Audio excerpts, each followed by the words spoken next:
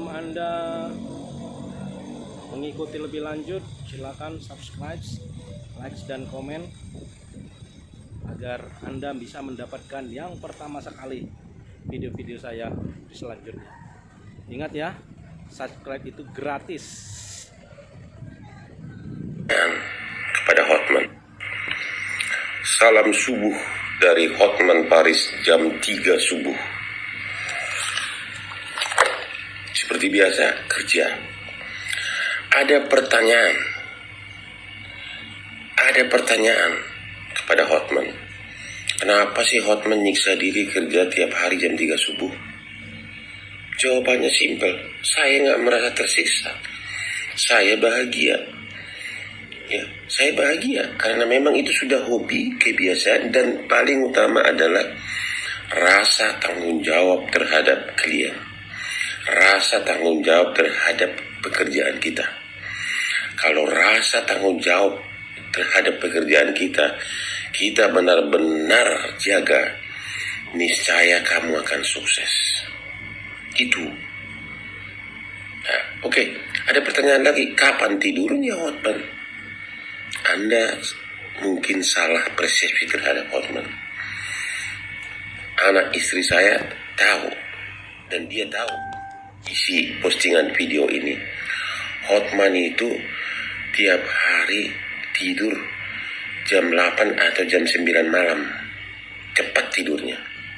Tapi sudah bangun rata-rata jam 2 subuh dan bekerja. Kan Hotman itu banyak ceweknya. Sana sini dansa-dansa. Kalau saya banyak ceweknya, saya pasti akan sering keluar malam. Saya itu hampir nggak pernah keluar malam di Jakarta. Dulu waktu mula-mula sukses memang rajanya hiburan. Tapi semua keliaran itu sudah berlalu. Ya, tapi kalau di Bali memang Hotman 7 hari di Bali, 24 jam di luar. Oke, tapi kan Hotman di Instagramnya cewek-cewek melulu. Wah, emang kalau posting dengan cewek-cewek TikTok dan dansa itu pacaran? Hotman kalau jalan di tempat umum, misalnya di GBK atau di mall, itu antrian orang minta foto. Panjang, tua, muda, ibu-ibu, nenek-nenek, cewek-cewek cantik, semuanya minta foto. Dan yang bagus-bagus kadang saya posting. Kenapa mereka minta foto sama gua? Ya tanyalah kepada mereka. Katanya sih karisma. Katanya sih karena mereka tahu bahwa Hotman itu tidak seperti yang Anda tuduh. Wah, kan kamu kan playboy. Justru yang bahaya itu adalah laki-laki yang di depan istrinya sangat alim, di depan keluarganya sangat alim, tapi burung perkututnya terbang kemana-mana di apartemen.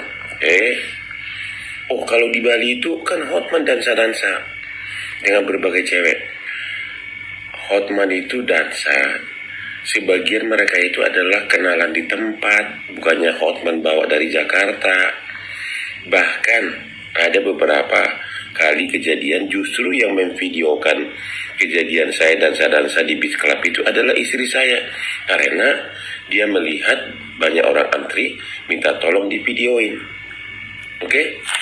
Inilah dokumen yang saya akan kerjakan pagi ini. Nanti saya jam 5 akan renang, baru kemudian lanjut sauna. Dan terakhir, makanan terakhir Hotman Paris adalah mulai hari ini Hotman mengkonsumsi vitamin D dengan 5.000 IUD. Bayangkan 5.000, ya biasanya kan 1.000 IUD. Kali ini Hotman akan mengkonsumsi 5.000 IU. Vitamin dosis tinggi agar semakin kuat badannya menghadapi pandemi yang makin serius. Oke, mari kita kerja. Ingat sekali lagi, tanggung jawab adalah kunci kesuksesan. Uang memang menjadi motivasi, tapi tanpa rasa tanggung jawab, kamu akan kehilangan uang tersebut. Salam Hotman Paris, salam subuh, ayo bekerja.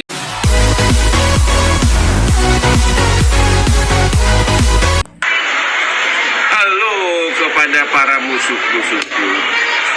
Kenapa sih sudah terlalu sering Anda selalu keluar dari substansi perkara klien? Kenapa yang dipersoalkan sekarang adalah masalah Hotman itu anak orang miskin, Hotman itu dulu mencangkul. Aduh, kamu tidak kenal aku. Saya dari keluarga yang sangat disiplin. Saya itu untuk ukuran Tapanuli adalah anak orang kaya. Tapi bapak ibu saya sangat disiplin. Bayangkan di awal tahun 70-an ya, sampai dengan 77, kami 10 bersaudara. Kebayang enggak orang tua dari Tapanuli bisa menyekolahkan anaknya 6 orang di kampus termahal di Indonesia, yaitu Universitas Katolik Parahyangan Bandung. 6 orang, dan 6 orang-orangnya itu lulus sarjana semua. Itu murni dibiayain orang tua. Bapak saya itu adalah pengusaha mobil yang sangat terkenal, telah membangun beberapa perusahaan bis. Tapi saya tidak pernah menyombongkannya. Bapak saya adalah pendiri bis paling besar Bintang Utara di Sumatera. Bapak saya adalah pendiri dulu pengangkutan Beta Hamu. Bapak saya adalah pendiri angkutan Tapanuli Jaya. Bapak saya adalah pendiri bis Martimbang C itu, Merapi Jaya Truk. Bapak saya sangat pintar, dan ibu saya sangat pintar juga, sangat disiplin mendidik anak-anak. Kami tidak pernah diajari untuk menyombongkan diri. Ibu saya selalu memberikan indoktrinasi agar sukses sekolah. Ibu saya kadang membeli ikan mujahir 1 ember dari pasar, dibagikan kepada anaknya waktu makan, sambil diiming-imingin, makan nak agar pintar kau di sekolah. Ibu saya kadang memberikan saya uang agar saya mau memakan daun pepaya, agar saya mau makan telur. Itulah perjuangan orang tua. Jadi walaupun orang tua saya itu termasuk tergolong kaya dari Tapanuli, dan saya yakin orang tua saya itu jauh lebih kaya dari orang-orang tua kalian, yakin saya itu. Tapi saya tidak pernah menyombongkannya. Saya tidak pernah menyombongkannya. Bis Bintang Utara paling besar itu adalah berasal dari nama bapak saya. Nama bapak saya Binaha Kutapea, Bintang Utara. Ya. Sedangkan tangnya itu adalah partnernya dia, Taronggal Sibarani. Ya, Bintang Utara. Bapak saya juga pernah ikut bis Makmur yang sampai sekarang punya saudara sepupu saya, masih berjaya terus. Orang tua Anda siapa? Tapi kan saya tidak pernah menyombongkannya. Yang perlu adalah now keadaan sekarang. Apakah Anda berani menyombongkan diri lebih hebat dari Hotman? Tapi saya tidak pernah menyombongkan kesuksesan saya. Saya yakin aku jauh lebih berhasil dari Anda. Tapi saya tidak pernah menyerang pribadi Anda dalam berbagai media. Saya fokus kepada substansi permasalahan. Substansi permasalahan. I'm a professional. Sayalah satu-satunya putra Indonesia yang pernah 10 tahun menjadi asisten dari berbagai pengacara bule di International Law Firm Makarim, Thailand. Partner saya adalah Dr. Nono Anwar Makarim, lulusan Harvard Law School, yang adalah bapaknya Nadiem Makarim, pendiri Gojek yang menteri pendidikan sekarang, dan berbagai pengacara top dunia. 10 tahun saya jadi anak buahnya berbagai top pengacara dunia. 10 tahun saya jadi pimpinan membawahi berbagai pengacara bule. Jadi sangat kekanak-kanakan. Kalau anda musuh-musuhku mengatakan, wah Hotman itu anak orang miskin, Hotman itu nggak relevan. Yang relevan adalah keadaan sekarang. Oke? Yang relevan adalah keadaan sekarang. Be gentleman, be profesional, ya. Anda tahu, dan mungkin Anda tidak tahu, begitu banyak perkara-perkara bisnis internasional, jurisprudensi kasus kakap, banyak benar adalah perkara-perkara yang saya tangani. Perkara bor internasional yang itu Hotman yang pegang. Perkara tambang yang paling besar Hotman yang pegang. Dan Anda tahu tahun 98, tahun 2000 waktu pengadilan Jaga dibuka, hampir semua perkara kepailitan datang ke Hotman. Tapi saya tidak menyombongkan diri. Begitu banyak konglomerat jadi klien saya.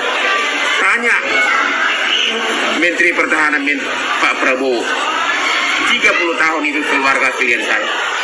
Tanya Pak Erik, Menteri BUMN, itu klien saya juga. Tanya Menko Equin, Pak Erlangga, itu juga klien saya. Tanya Pak Prayogo, tanya keluarga Sinarmas, begitu banyak klien, tapi saya tidak pernah menyombongkannya.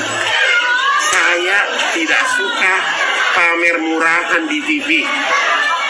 Kadang TV meminta saya bicara, kadang 10 kali meminta agar saya tampil di TV, tapi saya lebih sering menolak. Jadi musuh-musuhku profesional lah, jangan lari dari permasalahan. Saya tidak pernah menyerang pribadi Anda. Saya fokus kepada substansi. Anda jangan iri atas keberhasilan saya, tapi kasihlah contoh kepada generasi muda, ya. Kita berperanglah dari substansi, jangan menyerang pribadi, karena Anda diketawain orang kalau begitu, ya. Yang kasihan diri Anda. Oke? Jadi jangan lagi, apa kaitannya dalam kompresi bagi disebutkan Hotman itu dulu mencangkul, Hotman itu anak orang miskin.